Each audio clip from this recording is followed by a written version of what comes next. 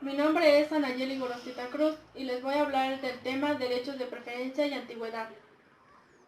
El primer subtema es derecho de preferencia, tal como lo regulan el artículo 154, 155 y 156 de la Ley Federal de Trabajo, reformados por el decreto del 27 de diciembre, se pone de manifiesto el nacimiento de la relación laboral, bien para el ascenso de los trabajadores. Sin embargo, se trata de una preferencia de segundo nivel, ya que respeta cualquier disposición contractual colectiva fundada en la cláusula de admisión a que se refiere el párrafo primero del artículo 395. Algunos factores de preferencia son: 1. Nacionalidad mexicana, que nos habla en el artículo 3 de la Ley Federal de Trabajo.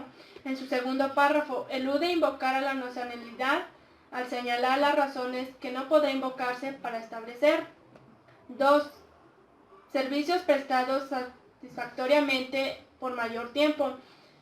En el artículo 156 se refiere a trabajadores que, sin tener el carácter de trabajadores de planta, prestan sus servicios en una empresa o establecimientos supliendo las vacantes transitorias o temporales, y a los que desempeñen trabajos extraordinarios o por una obra determinada que no constituya una actividad normal o permanente de la empresa. 3.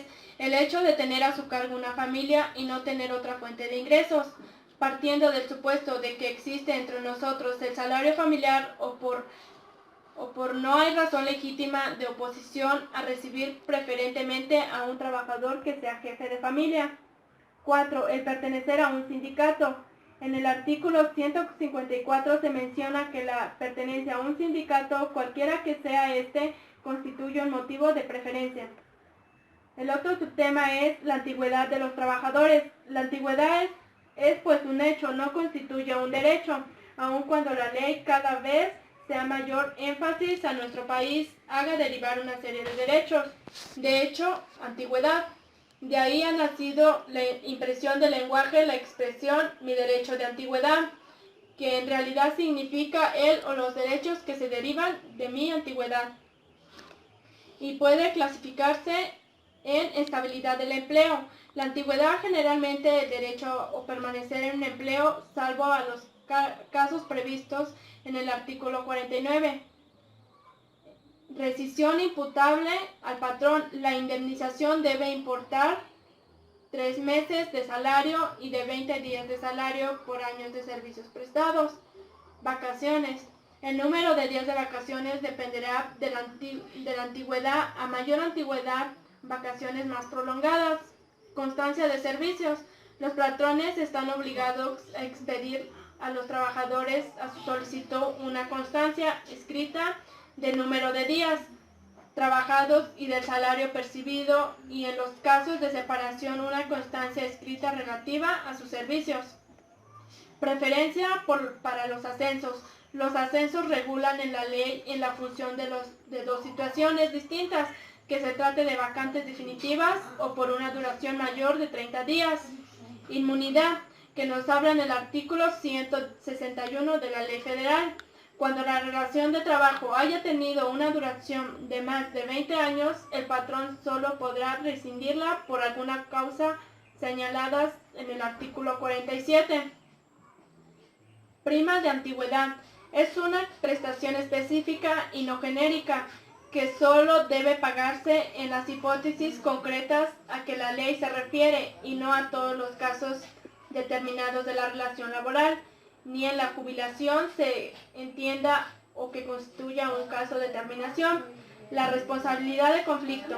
En el título 15 de la ley relativo al procedimiento de ejecución, en artículo 947, autorizada a los patrones para no someterse al arbitraje o por negar aceptar los laudos pronunciados.